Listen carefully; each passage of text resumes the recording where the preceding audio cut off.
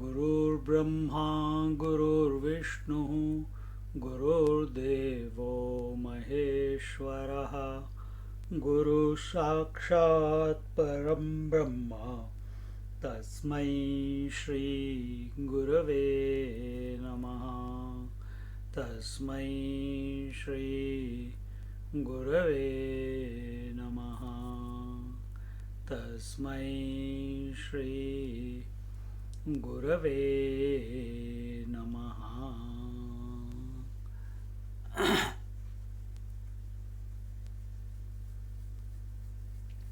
We are in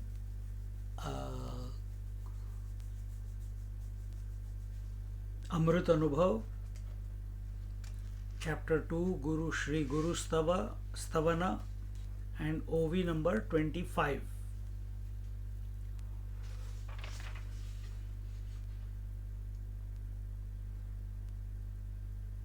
In the last verse, it was told that the individual's journey is migration in consciousness, by the consciousness, to the consciousness, and for the consciousness.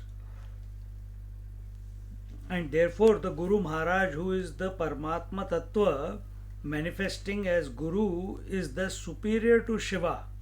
Now, when it is said about the Shuddha Chaitanya manifesting as Shiva Shakti and its further downfall, it does not mean that duality has taken place. When water has become ocean or wave, it does not mean that water has stopped being water. If gold is becoming an ornament, it does not mean that there is any reduction in the gold and its nature. It continues to be gold. Exactly the same way, when the Paramatma or the Paramashiva expresses as Shiva Shakti and then the Shakti goes on to express as the multiplicity, it seems so many things are going on, but actually nothing is going on. Just as it seems so many waves are coming and going, but actually water is ever the same. Exactly the same way, the self is ever the same. It has not gone through any change as such. Its nature remains the same. This is said in the next verse. Chandane swaprakashache leila dvaita dunice तरही उघडेपण नवचे चांदाचे Jaya. The moon may cover herself by the cloth of her own light, yet this does not create duality. In spite of it, similarly, the Guru taking the role of the teacher and the taught does not attain duality at all. This is the point of view of the Guru Maharaj. Just as the moon seems as if she has covered herself with the robe of her own light, it does not mean that there is duality between the moon and the moonlight.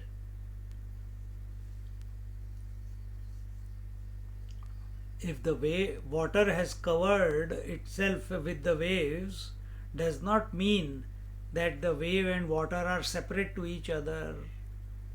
If the gold has taken a form, it does not mean the ornament and the gold are separate, are having separate identity.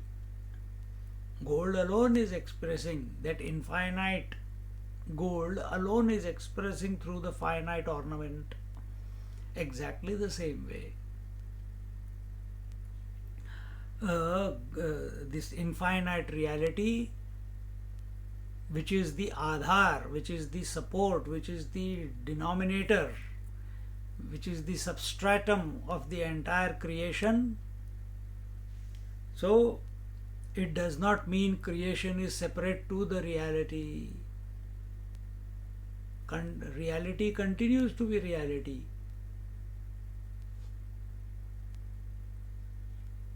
But it does not mean that there is duality between the moon and the moonlight, between the owner and the owned, between the possessor and the possessed. There is only one principle expressing as two, and this is where we are going wrong.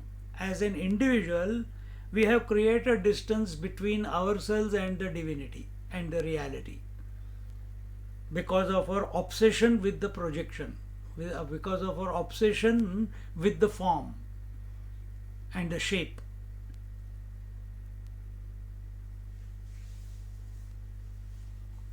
And as long as we are obsessed with this shape, this form, till then individuality will continue. As scriptures keep screaming at us, drop the body identification, drop the body identification. And you can't drop it. It has to get dropped. You can't forcefully do that. Forcefully doing it means suicide. We don't want that. This dropping the body identification is like it happens every night when we go to sleep. Without you knowing, you are disidentified from the body and the world. That way. So there is only one principle which is expressing as two. It is one reality alone which is expressing as the duality, Aham and Idam, Shiva and Shakti. There is no second one which has come to be compared to the one without a second principle. However, the moonlight is not able to hide the nakedness of the moon by covering it. Similarly, the pure consciousness is expressing in its glory multiplicity. But to say that its oneness is covered is as foolish as saying that the moon is covered or hidden by the moonlight. Just like, here a simple example, just like the moon cannot be covered by the moonlight, same way the infinite waters cannot be covered by the waves. You still see the water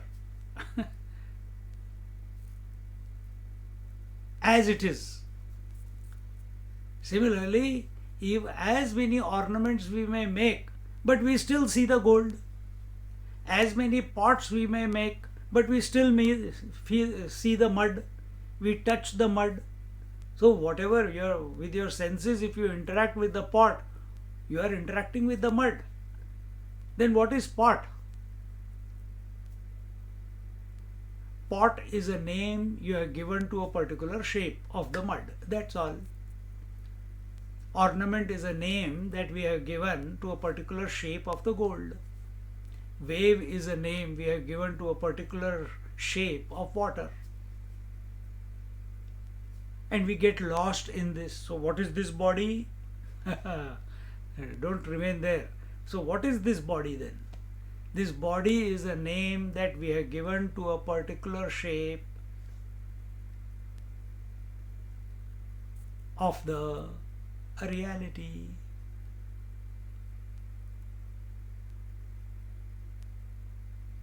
In and through this form is nothing but reality, but our attention is not there. Our attention is on the weight, our attention is on the birth, our attention is on the death, our attention is on the hair is properly made or not, the eyebrows are trimmed or not, beard is neat or not, clothes are good or not, health is good or not. So we are lost in the shape only.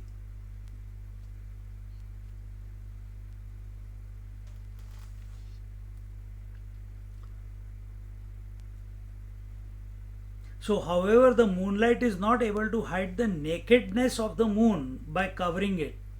Just like all these examples, they are not able to hide the nakedness. The wave is not able to hide the nakedness of the wave. The ornament is not able to hide the nakedness of the gold, and pots are not able to hide the nakedness of the mud. Similarly, the pure consciousness is expressing in its glory, that is multiplicity, but to say that its oneness is covered will be foolish, is as foolish as saying that the moon is covered or hidden by the moonlight. Then what does moonlight do to the moon? Tell me. What does moonlight do to the moon?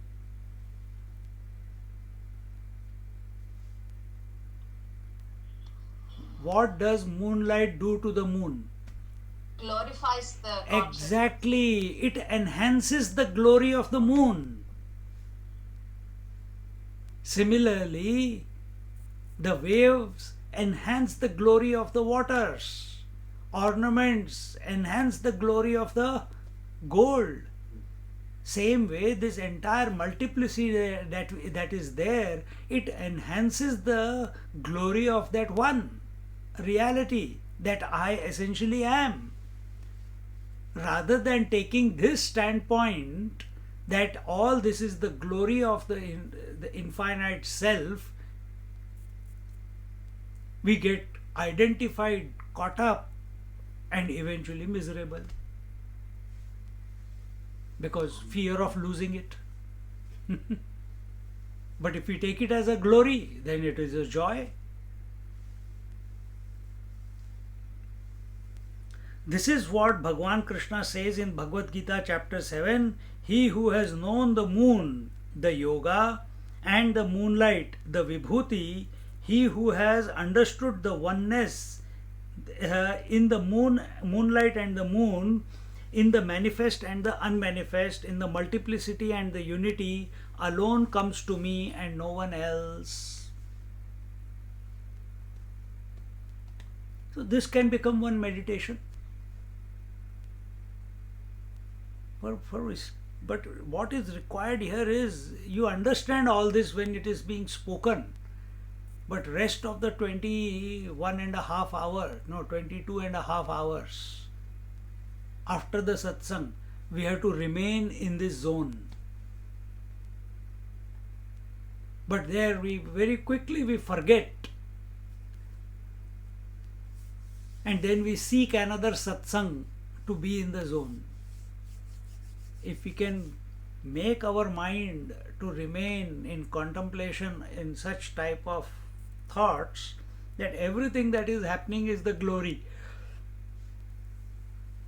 of the divine, you will be witnessing in and through your life then, without getting caught up in any person, without getting caught up in any object, any experience, any association.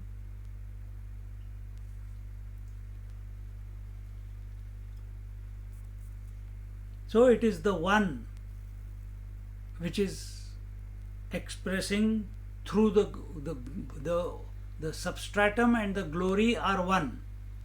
The moon and the moonlight are one. The gold and the ornament is one. The water and the wave are one. The mud and the pot are one.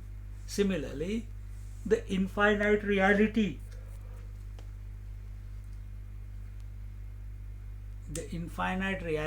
and the multiplicity are one. Now, our thinking should be, if this is what the master is telling, then we must appreciate, cultivate such thoughts which bring about this conclusion again and again on the screen of our mind. As we are moving through this world, if our attention is there, hey, how is this one? How you are interacting with your wife? The infinite and the multiplicity of my wife, my children, my house, everything is essentially the one. Immediately your attention will go that everything is, how is it one? If you look at wife as a wife, you can never make it one. If you look at your children as children, you will never be able to see the oneness. If you see the house as house, you will never be able to see the oneness.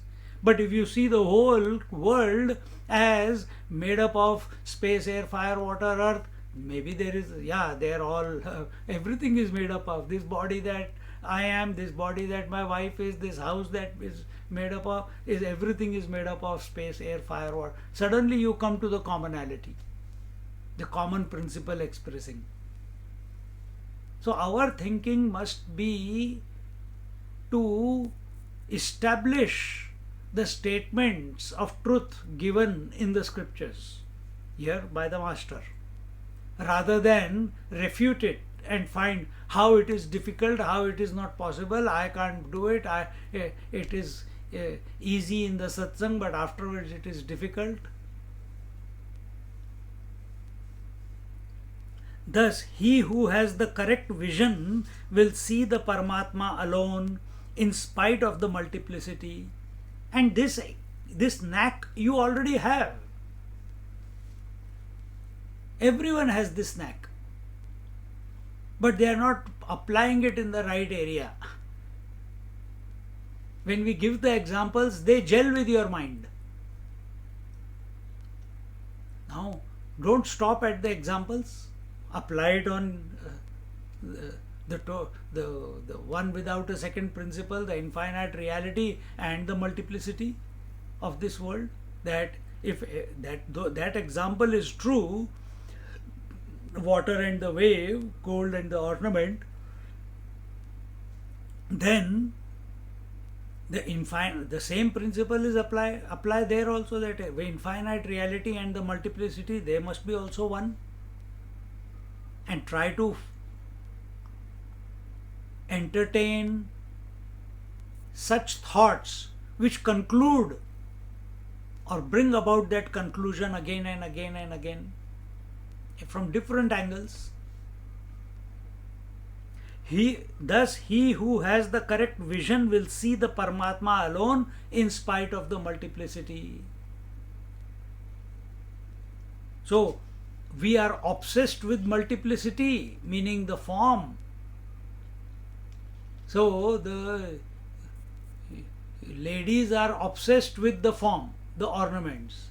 The goldsmith is obsessed with gold, the substratum.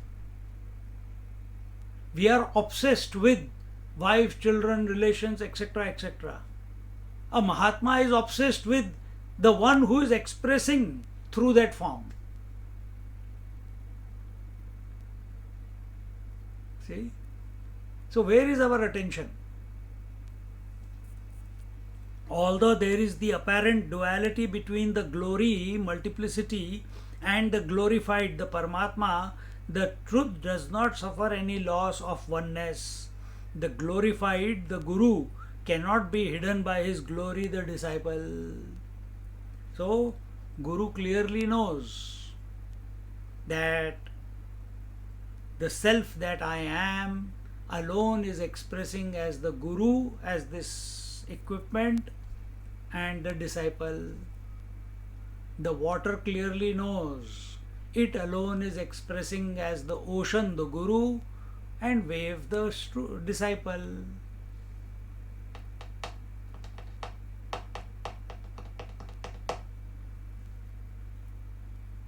See? This way,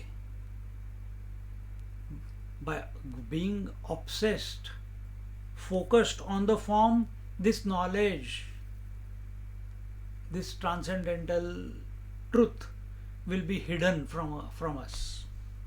Only when we focus, only when we become available, only when we become available to the oneness, that one principle, the substratum, the one without a second, subjectively, not in your intellect, subjectively, that this one without a principle, I am.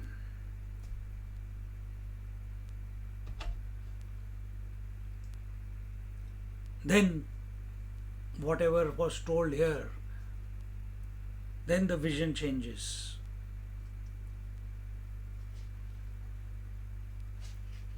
And And that is why when we go with very, very serious questions to the Guru Maharaj, he only smiles.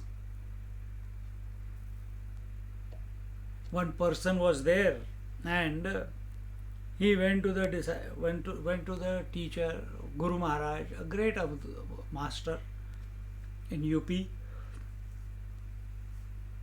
and he was sitting there, and in him, this disciple means a seeker. In this seeker, a great urge came. I must know, I must study, I must know, I must know, I must know. And he came there. He left his home, came there, met this Mahatma, saw so many people, hundreds of people, thousands of people are sitting there, coming and going. He sat there and kept watching, and he felt, oh, this is the Guru, this is the one whom I am looking for. And he asked him the question. And he said, you are that. In 2-3 lines he explained to him. And this fellow has left home in search of a teacher, and he wants to study the scriptures. And he says, just like Parshuramji Maharaj. And he feels, this fellow is just sitting quietly whole day. I don't know what people are seeing in him, what is so great in him. He's always sitting like that, giving Ashirwad, saying a word here or saying a word there. And then one day, after few days of staying there, another person came, and in that same area, in the same place, same ashram, he gave lecture on Bhagavad Gita, and 2-3 days he kept talking, morning, afternoon, evening, 3 lectures. And this seeker, he also was sitting there. He heard this exposition on the Bhagavad Gita, on the scriptures. He felt, now I have found my Guru. He is explaining it so beautifully. He is expressing it so succinctly. Everything makes sense. Not like this stupid Mahatma which I came to. He is the true teacher. Because he is explaining the scriptures, turning every stone. What is karma? What is yoga? What is bhakti? What is jnana? What is energy? What is Bhagavan? What is Ishvara? What is everything is putting it into the right place. He is the real teacher. He is the real teacher. Now I found my Guru. I found my Guru. I found my Guru. And in his mind, the respect and reverence towards that master who was sitting there was becoming less and less as he was becoming more and more exposed to this exposition of the scriptures from this master. After 3-4 days of the satsang, he came to this great master, did namaskar, said thank you very much, and how was it? Hope I did just. Did you enjoy it? The master said his observation. What was his observation? He said, whatever you have spoken over the last 3-4 days, nothing is yours. You only borrowed the words from Gita, you borrowed the commentary from someone else, you borrowed the words from somewhere you have heard, you borrowed the words from maybe your teacher from whom you studied. Nothing was original. Everything that you spoke was jhuta. Jhuta, you understand? झूठे को English में क्या बोलेंगे? That is the vomit of others. Whatever you spoke was the vomit of others. Bhagavad Gita was spoken by Krishna or Sanjay, by Krishna Bhagavan.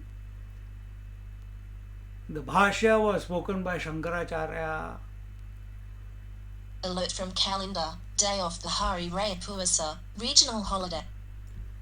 So, in these 3 days, I never heard anything that was original.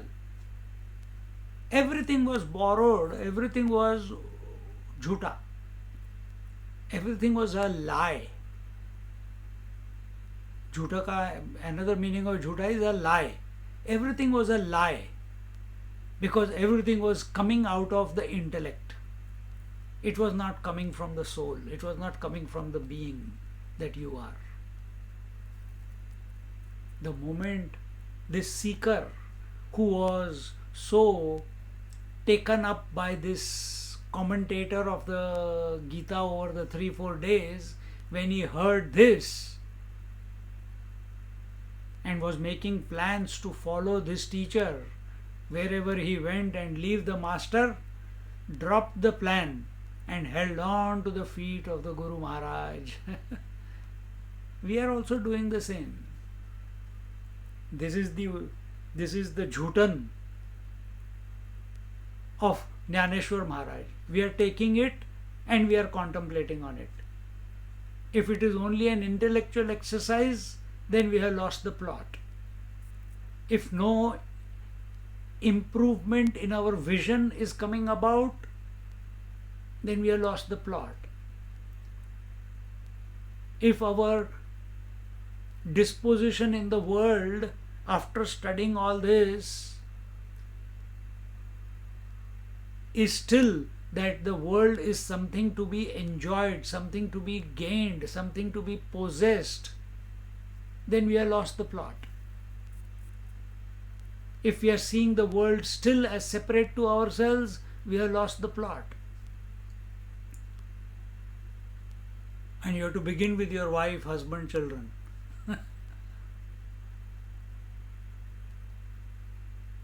See? And the body, of course.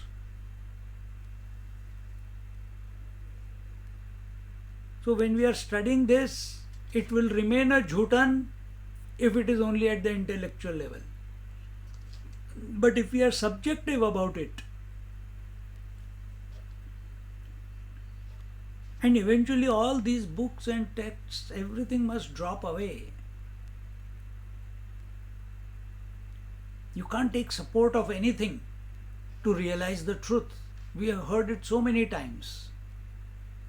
Truth is independent, it is self-existing. And here we are taking support of this text, of Bhagavad Gita, of Bhagavatam. A point, if this growth is not taking place within us, then I think it is a waste of our time, the waste of adventure into the self. We have to, when we study the scriptures, subjective means that this self alone is expressing as the scriptures to remind this mind what its essential nature is.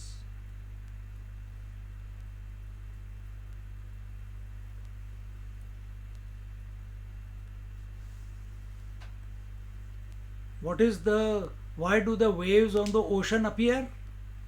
Out of the fullness of the ocean. And that fullness is the bliss. Ocean ever remains the ocean. Therefore it is complete. Because it is complete, it is blissful. And out of the bliss, it wants to increase its bliss, if we may use that word, increase its bliss. It wants to experience itself more.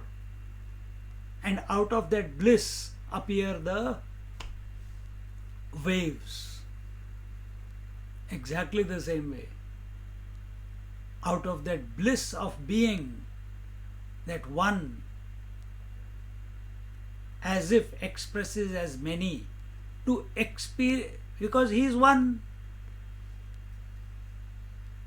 Just like you are caught up in the room, in the house, not going out, waiting for when the lockdown comes out, goes away, then what will happen? Then you can come out of this one room and look at again, interact with the whole world. Same way, Paramatma, he is one. Every day he is looking at himself. What's so novel about it? Acha, let me do something else. Yes, I know I can be only one without a second, but I can create manyness out of myself. And he has a desire to be the many. And then Ishvara, Shiva Shakti come about and the whole drama begins. Without losing the oneness. This we have to realize in this lifetime. Guru Maharaj has realized. Therefore he doesn't take the disciple very seriously. He laughs away at his questions. He laughs away at his misery. When he is earnestly doing the sadhana, Swamiji, this is happening, Swamiji, that is happening. He just says, continue, be subjective, everything will go away. And the disciple thinks that the Guru Maharaj doesn't understand, he is brushing me away. He is being... See? Another aspect of the Sadguru's greatness is how is now explained, namely that although he manifests everywhere, he is not comprehended. Although he expresses everywhere, he is not comprehended.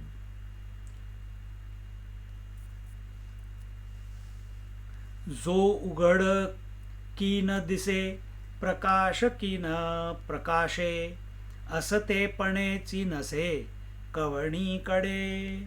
He who manifests yet remains unmanifest, shines yet has no light, although exists but is non-existence, is the Guru. How? Each verse is a contemplation. The Guru Maharaj is totally naked now. Before the moon was taken as naked, now Guru Maharaj is totally naked. Of what? Of all names and forms. Guru is the substratum. Guru is the essence. Guru cannot be covered up. Guru cannot be known through any means. Guru is self-knowing, self-existing, self-illumined. It doesn't need any other light to be illuminated. So, the Guru Maharaj is totally naked of all names and forms. Although he is in all names and forms, he is untouched by them. Now this little bit of analysis and we can come to see it in ourselves. Are your eyes touched by all the forms that it is illuminating? Is it affected by the forms? Are your ears affected by the sounds that are coming? Whether it is a screech, whether it is a scream, whether it is a gentle sound of the ripple of the waves, whether it is the om sound, whether it is abuse, the ear is unattached to any sound. It illuminates all sounds. The eyes illuminate all forms. The nose illuminates all fragrances. Similarly, the mind is not affected or disturbed by the five senses. The thoughts of seen, thoughts of heard, thoughts of smell, thoughts of felt, all of them are coming. So it is not, no, I like only seeing, I don't like hearing. I don't like hearing, I like only feeling. No, nothing like that. It is allowing every thought to come and go. It is not attached to anything. That is your general state. That is your natural state. That the mind is not favorable or unfavorable towards any thought. Just like your eyes are not favorable or unfavorable towards any form, and so on with every sense. Then where does the problem begin of attachment? It is this stupid I. So mind has got no problem. Senses have got no problem. This I, which creates a relationship with the mind, with the thoughts, then wants only those thoughts to repeat. Wants, creates likes and dislikes. This is the I, not the mind. But Guru Maharaj is not like that. The Guru principle, which is our essence also, understand, it is ever pristine, it is immaculate. It has never got corrupted by the names and forms. Thought is also a form. Remember this. Emotion is also a form. The space is unlimited, but it cannot be seen because it is naked.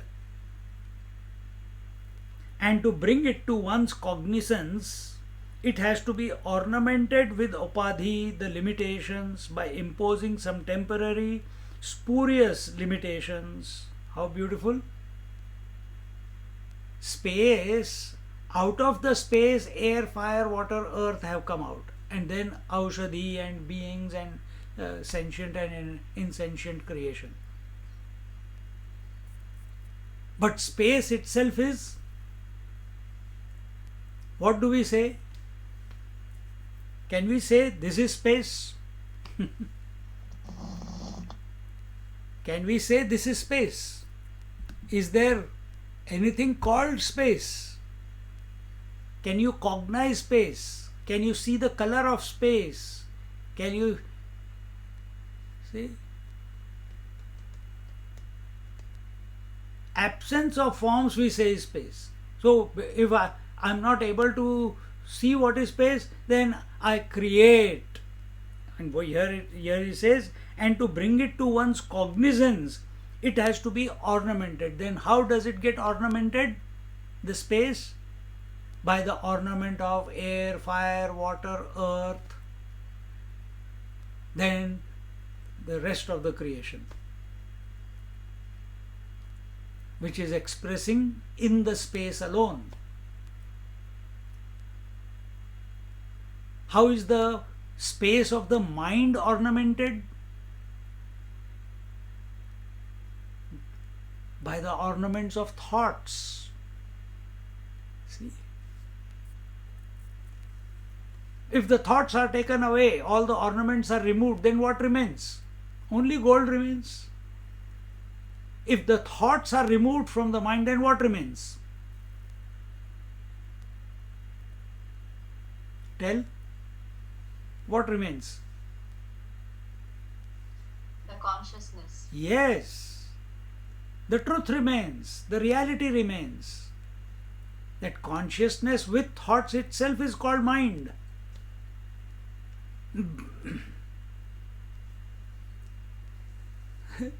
See the maja.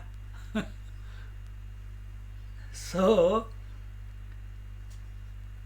and to bring to one's cognizance of space, it has to be ornamented by the upadhis.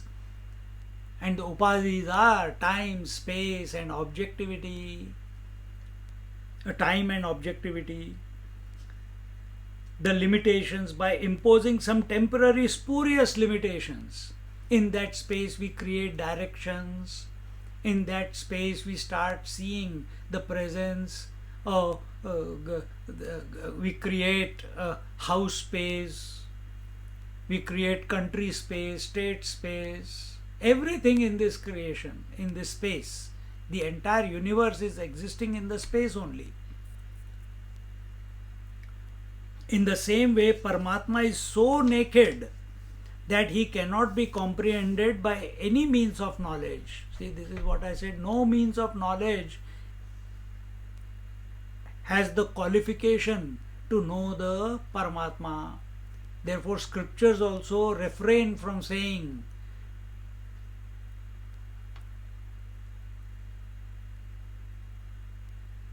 this is or that is. They tell because scriptures are inert.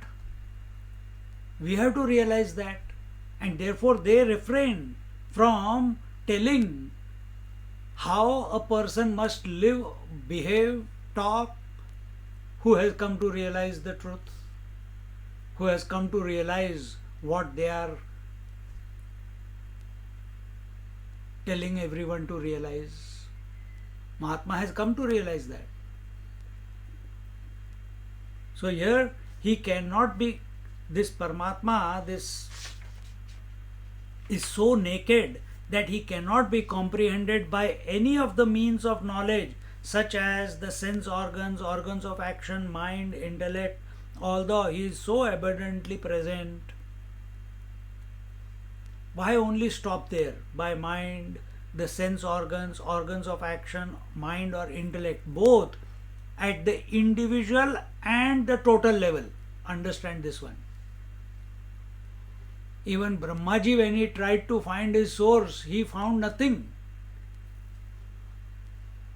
He found nothing. Instead, he heard the Akashvani, that do tapasya, tapa, tapa, tapa, and he came back out of the stalk of the lotus on which he was sitting, and started doing the tapasya, and came to realize that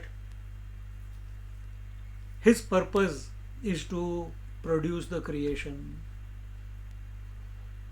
as an offering to the source. So even Brahmaji, the totality, even he does not know what the reality is.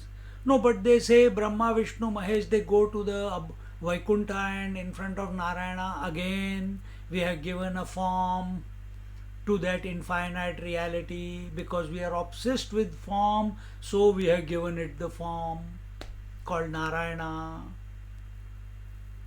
or the Paramashiva.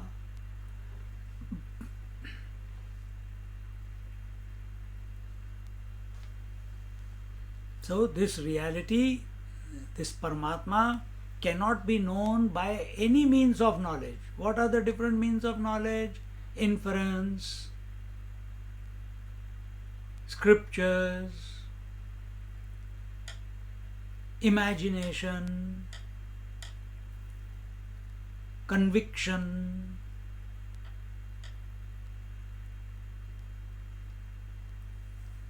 no source, no means. He is not an object to be comprehended. He is the subject of all subjects.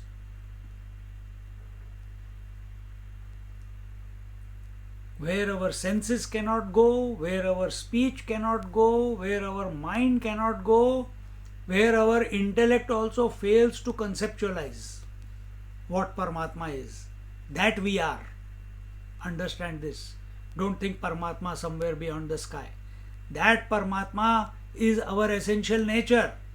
So even this intellect with which we are contemplating here, it has no capacity to contemplate, to apprehend, comprehend this Paramatma or the self. But it must make that effort. It must make that attempt. And in that attempt, it loses itself. We make the attempt. We don't know what sleep is. We make the attempt. I want to sleep. I want to sleep. I want to go into the lap of sleep. What is it? I don't know. And yet you are going to the I don't know. And intellect becomes calm, mind becomes calm, senses become calm, body becomes calm. In fact, everything else associated, the entire world as you knew it, becomes zero. Exactly the same way. Here he is saying that he is so abundantly present, pure naked sunlight cannot be seen because it is dark. You are seeing the sunlight only because, what do we call as sunlight? You understand? It is only reflection that we are calling as sunlight. Where is it reflecting? The light of the sun is essentially having no color.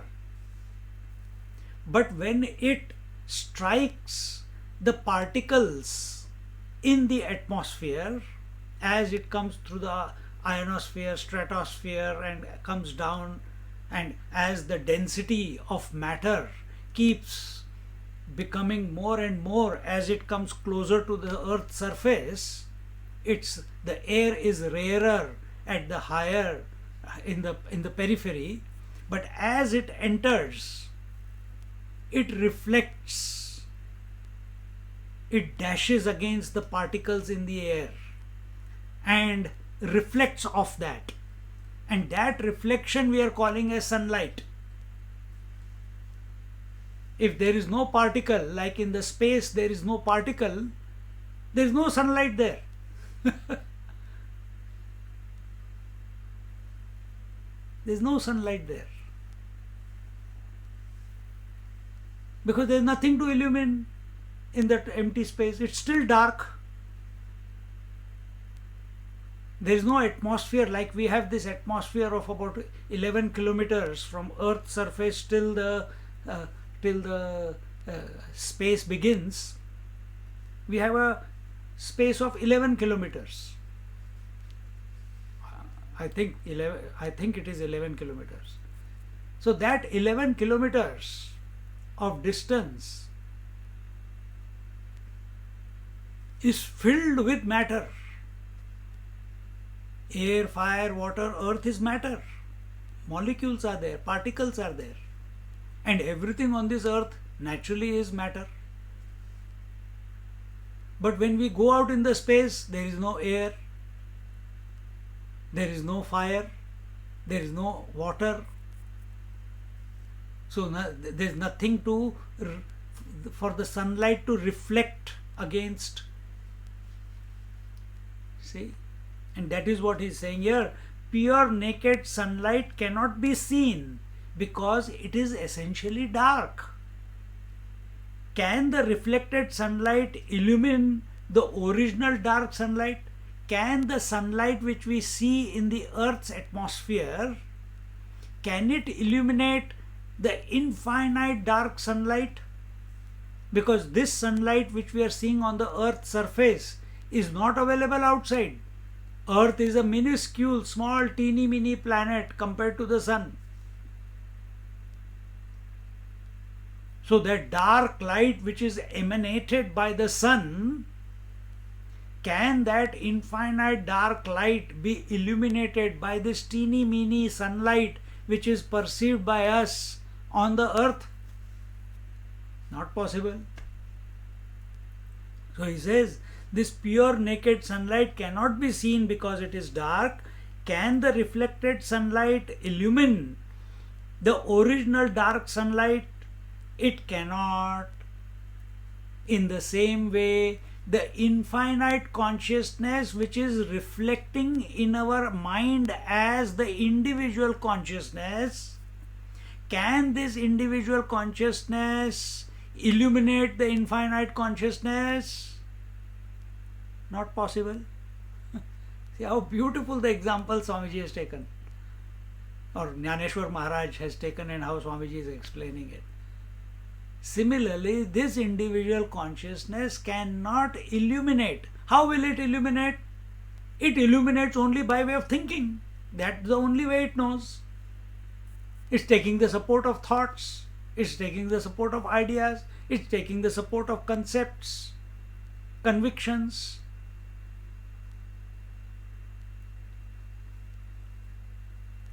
Can the moonlight illuminate the sunlight? Not possible.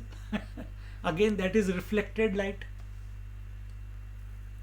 So here, in the same way, the pure naked light of consciousness cannot be comprehended by these limitations of the instruments of knowledge. So air is limited, it's only available on the surface of the earth, only on this planet. The fire, water, and the earth as we know it is only available here. plants don't grow in other planets. They only grow on this planet.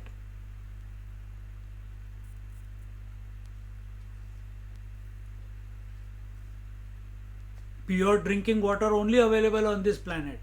Science is still searching. They only imagine Mars has maybe this, that, but no conclusion yet. Earth is unique. Same way you are unique.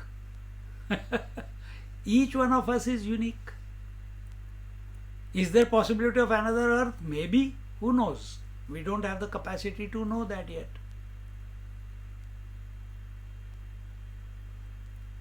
Just like we don't have the capacity to see divinity in everyone we come across. We don't have the capacity or the acumen to see that infinite reality expressing in spite of the multiplicity. We don't have the acumen yet. Because we as an individual want to know the infinite reality. The waker, if he wants to go to sleep, he has to give up its wakerness. If he continues to remain a waker, he can never go to sleep. He has to give up its identity of being a waker.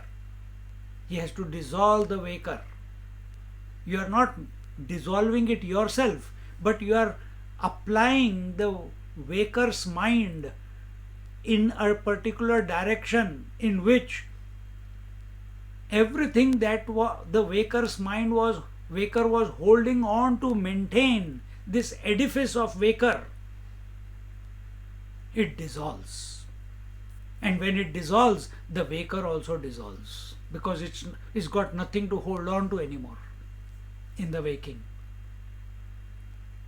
Same way, the individual, if he wants to realize the infinite, the Paramatma, then he has to, what is this individuality? Attachment to the body, breath, mind, intellect and everything else.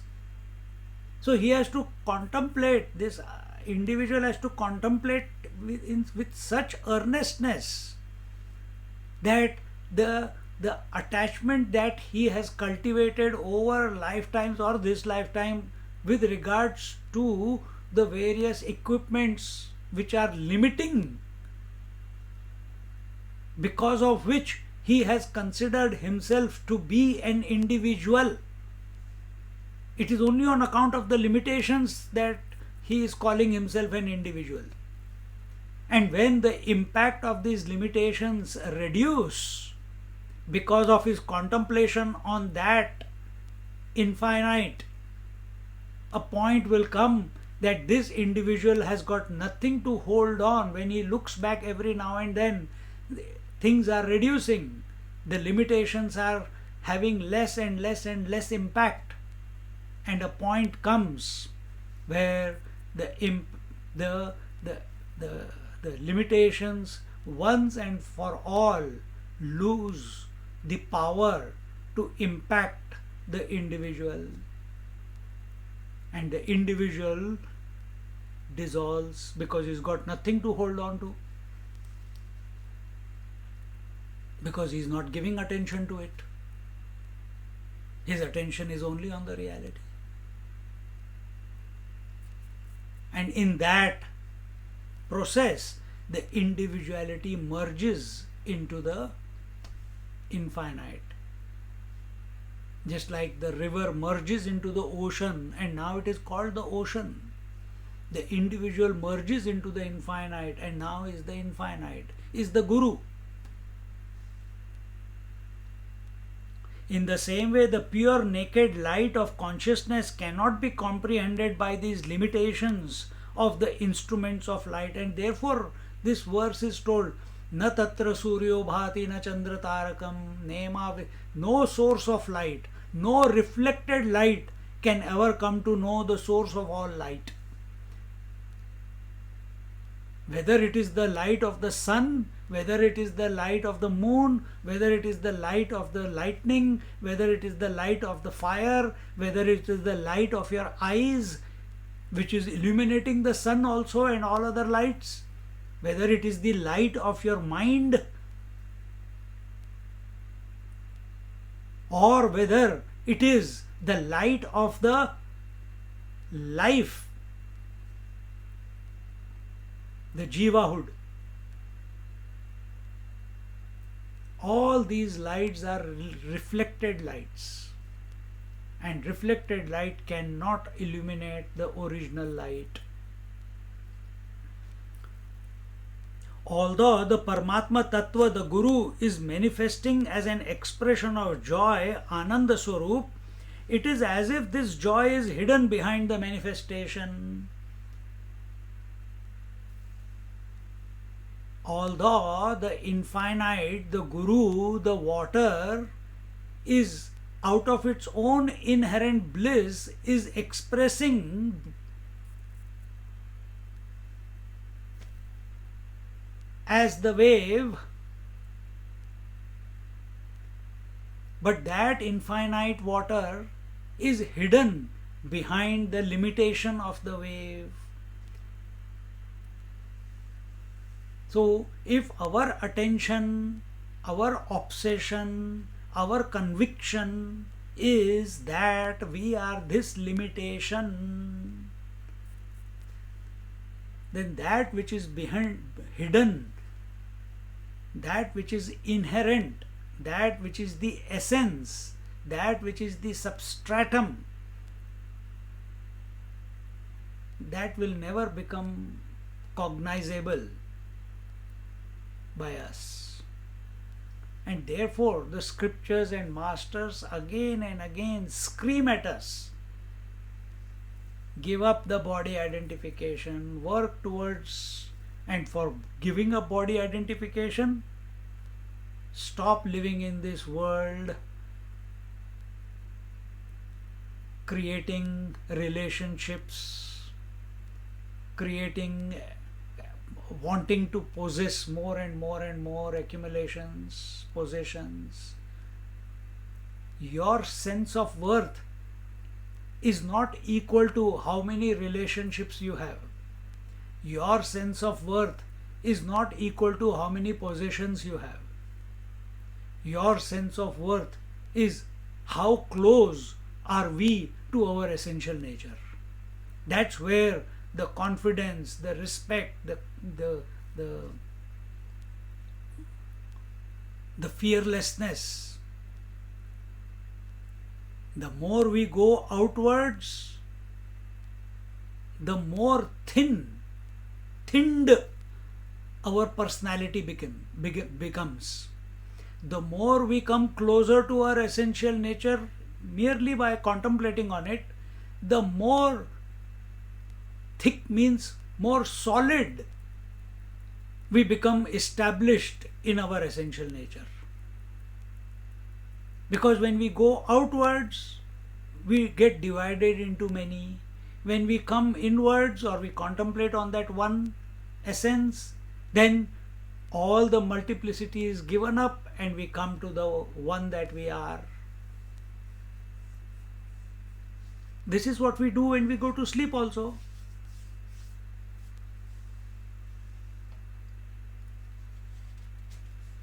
So although the Paramatma Tattva, the Guru, is manifesting as an expression of joy, we have made life into a serious affair. Is it not my duty to take care of the grandchildren? Is it not my duty to take care of my children? Is it not my duty to take care of the society? Is it what will happen if what is happening to Hindu religion in India? What is happening this? Who are you? You worry about your salvation. Forget about everything else. If you have the capacity to do something, you would have done it by now.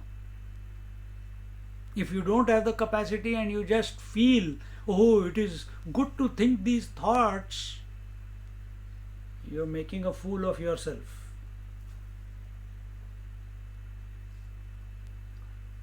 Is manifesting as an expression of joy.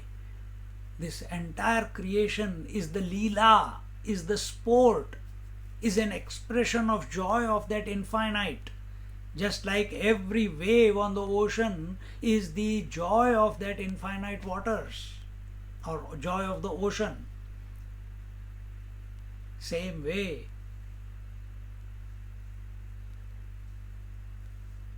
every thought, every breath, everything that you see, hear, touch, feel, taste, interact with must be done joyfully. Brahma Bhuta Prasannatma. Everything must be, everything is Brahman and everything is happening out of bliss. It is not happening out of misery.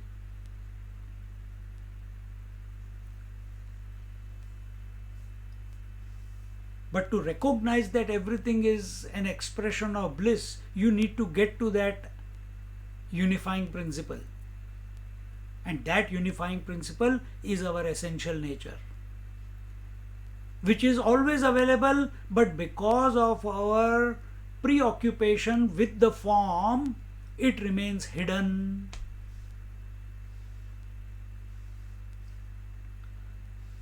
It is as if this joy is hidden behind the manifestation, as if actually it is not hidden behind the manifestation, because manifestation is also nothing but that infinite reality alone. Upadana Karan, yesterday in Bhagavad came. The material cause, the material that out of which the whole creation has been created, is also the infinite. The material that out of which the wave is made is nothing but the infinite waters. The material out of which the ornament is made and is getting a form is nothing but infinite gold. Similarly, what is this entire creation, this entire multiplicity, which we recognize it by way of forms? What is the material which has gone into making it? It is that infinite reality.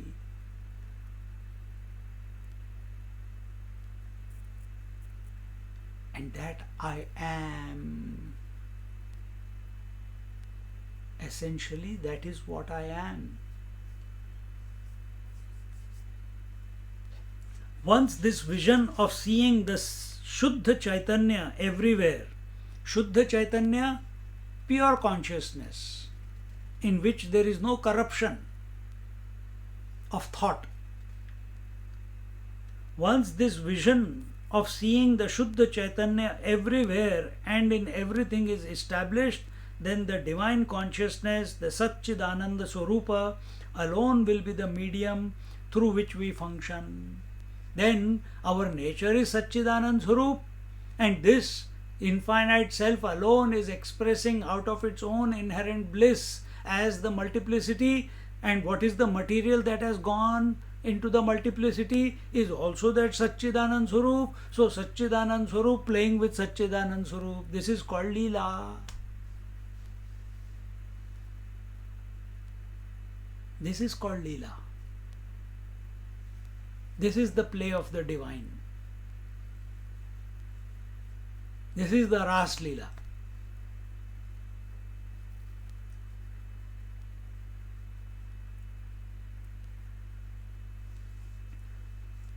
So then, everything that we experience, the experiencer is also divine, because it never comes down to the status of experiencer. Experience is one without a second.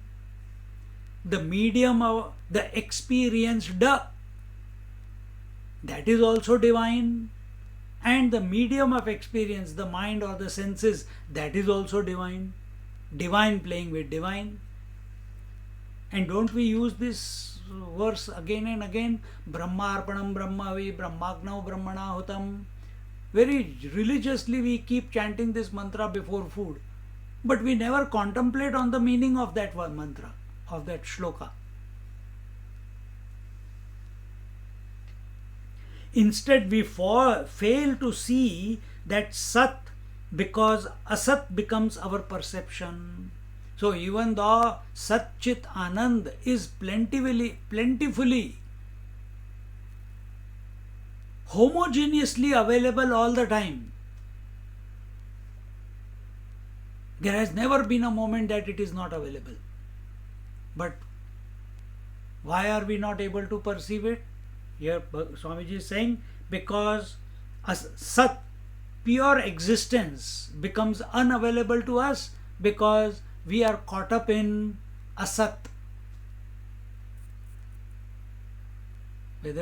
What is the Asat? Oh, I was born and I will die. Asat. This object has come into this weather has come. Now when will the sun come? Asat. Because we are obsessed with change. Change is that which is temporarily available and afterwards not available. It was not there before, now it is there, and then later on it will not be there. So your focus is only on what that is temporarily available, not on that one which is permanently available. And therefore, that permanent, the pure existence, which is none other than my essential nature, remains elusive. Because for me, Sat existence means, yes, I exist as this body, I exist as this mind. And if I start forgetting, oh, what is happening to my mind? I think I got a problem. If body is not healthy, I think I'm afraid of death. Again, you are the indestructible principle.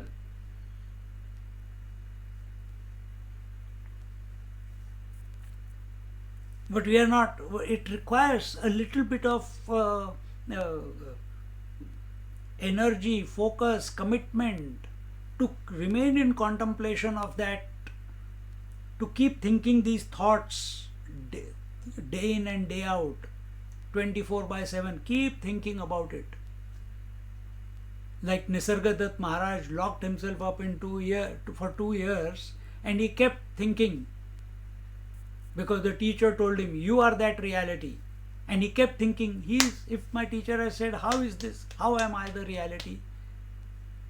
That I and the infinite reality are the one. The essence that I am, the self that I feel I am, and the infinite self is one. How? 2 years he kept at it without letting go.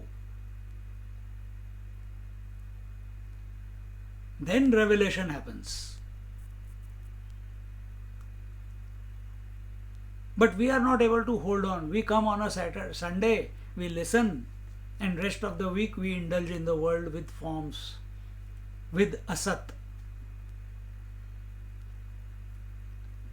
including doing meditation. That is also asat, if not taken as Leela.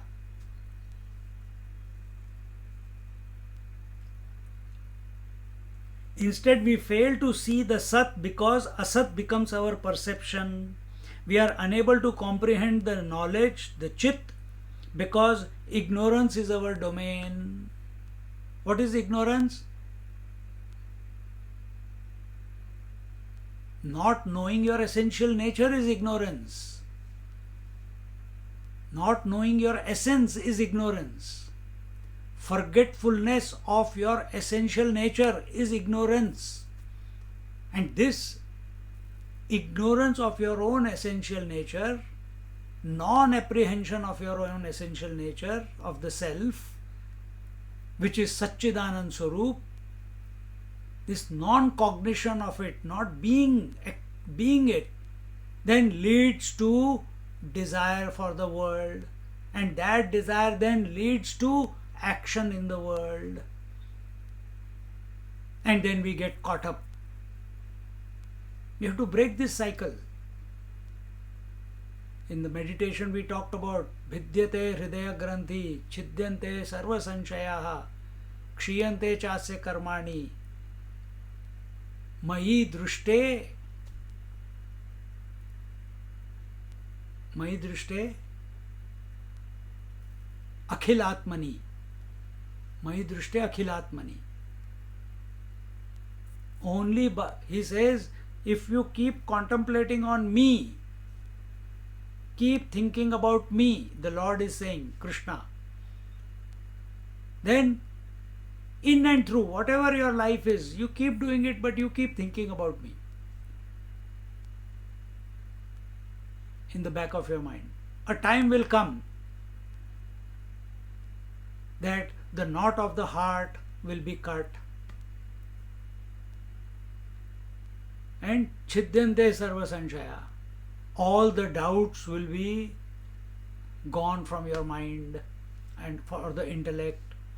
And Kshiyante Chase Karmani. And all these subconscious desires, they will also be burnt away.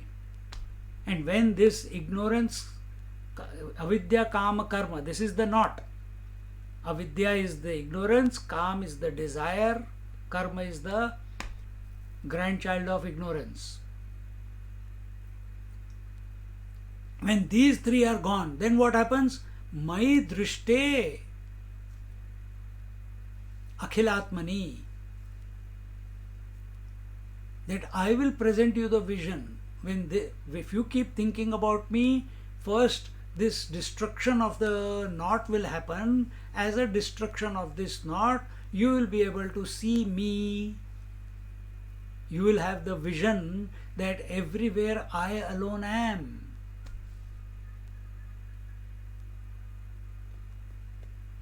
It's not something that we can create. We cannot cut our knot of ignorance. It has to happen by grace. For that, we have to invoke the grace. And that grace is the Guru Tattva. That grace is the infinite Paramatma. And how to invoke? These are the words by which we flood our mind with such type of thoughts, which weans us away from the limitations, which weans our mind away from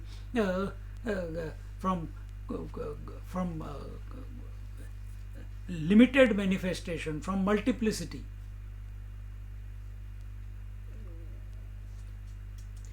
So we fail to see the Sat because Asat becomes our perception.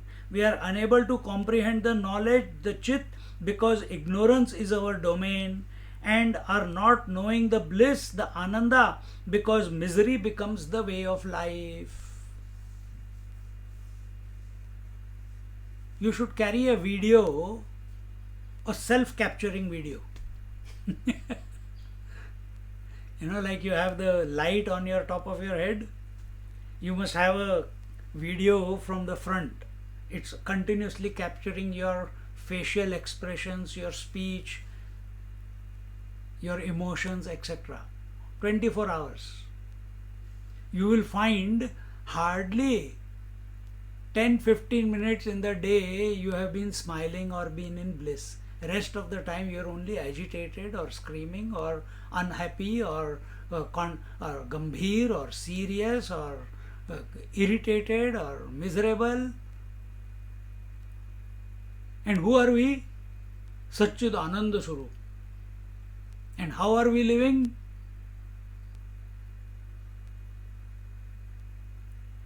Because bliss will express only when we are contemplating, subjectively on that infinite principle. You cannot experience bliss by interacting with the world. No, but when I eat gulab jamun, I enjoy, that is bliss. It is temporary one. And therefore you cannot call it bliss. It is just a joy which comes and goes. Bliss is that which is permanent. It never comes and goes.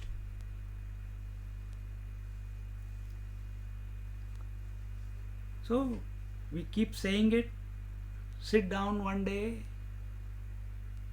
as we said in this meditation also, assess yourself and come to a firm conviction that you are of the nature of the reality, and this is the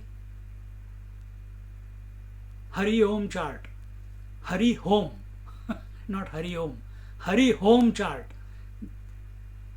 You map it out. What is your journey back? Okay, this is where I am. I don't know why I am here. I don't care what circumstance. I am here at this moment. Now, how do I trace my way back to my true self? Don't imagine in your mind. Write it down. Write it down.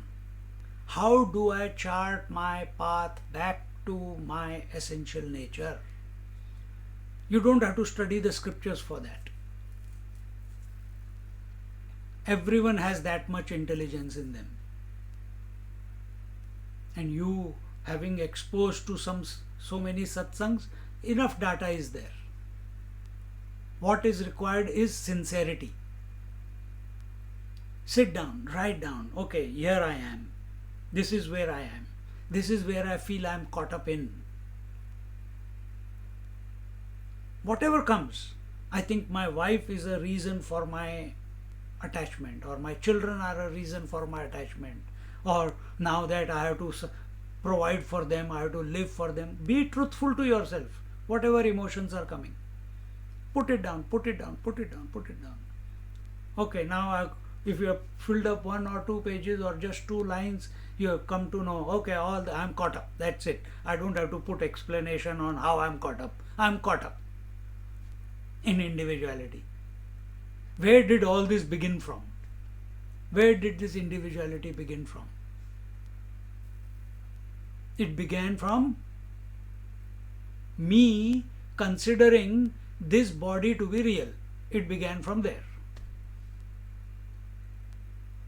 If you have come to this conclusion, now start writing.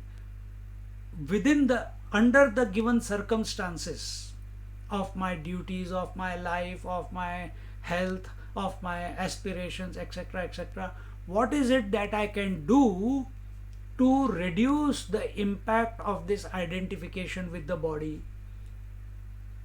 And I have data that every night when I go to sleep, I do drop the identification with the body every night. Now consciously, what can I do?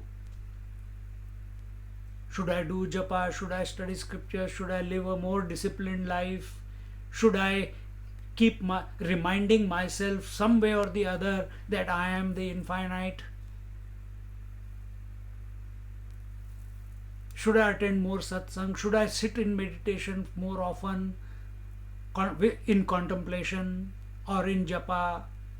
But sometimes it becomes mechanical, sometimes meditation becomes mechanical. Be truthful. And find out a solution yourself. Nobody is going to be able to give you solutions. You have to find your own solution. You are the most unique person on this planet. You have to find your own solution. But for solution, you have to first be convinced that you are essentially the infinite. Until that has not sunk in, your urge to find a solution will also not be there.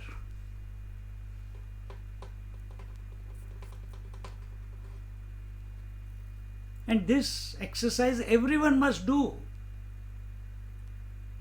If not daily, at least weekly. If not monthly, at least weekly. If not weekly, monthly, at least every new year. We all do make new year resolution, but very quickly it gets washed away out of our mind. With great enthusiasm and inspiration, we want to begin every new year. I'm going to do exercise, I'm going to do this, I'm going to do that, I'm going to do meditation every morning at 4. Put goals which are achievable. Small bits. I'm going to Small, small doses. Don't give a big dose that after that you never come back to it. So here he says, this is where the individual makes the mistake. We fail to see the Sat, which is our essential nature. Instead, we are besotted with Asat. We are attracted to Asat. And that Asat we want to continuously exist. I love my parents and my attention is on their form. And I want that form which I call my parent to eternally exist. Not possible. I am attached to this body and I want this body to be eternally existing. Not possible. I look at this health, I wanted the health to be permanently. Not possible. The nature of the body is to go up, have the ups and downs. We are unable to comprehend the knowledge, the chit, because ignorance is our domain. When we are thinking, contemplating, exposed to, taking the multiplicity to be the real, the limitations to be the real, space, air, fire, water to be the real, birth and death to be the real, parents to be the real. That is also a big problem. Parents are not real. There is only one real, and that is the Paramatma, and that is the self, not other than the self. Parents are not real, children are not real, nothing in this world is real other than Paramatma. And when we take it to be the real, we are living in ignorance, we are living as if disconnected from our own essential infinite nature. And not knowing the bliss, the ananda, because misery becomes our way of life. We are continuously patching up our life.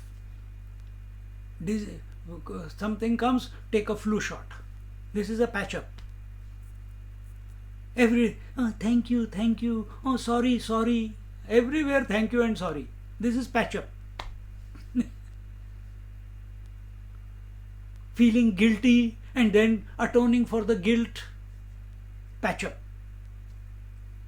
Because in this world nothing is permanent, continuously changing. Then all you can do is patch up.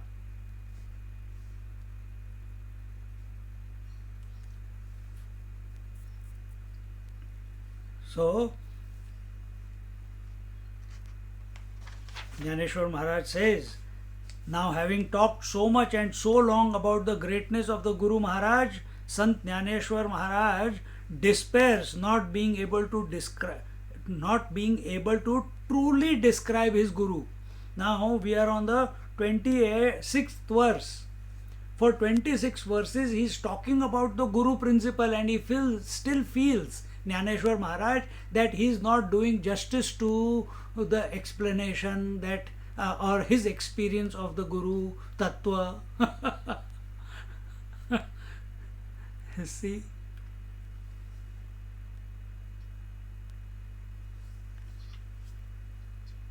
And what does he say? We'll see in our next class. What does he say? He says, now how long will I try to infer the Guru by words like he, who, etc., he being beyond all the means of knowledge and logic? How long I'll keep taking the support of words to explain him? See? We'll look at it in our next class. Om Purnamada Purnamidam Purnat Purnamudachyate Purnasya Purnamadaya Purnamevavashishyate. Om Shanti Shanti Shanti. Harihi Om. Shri Gurubhyo Namaha. Harihi Om. Just sit quietly for a minute and then we'll conclude.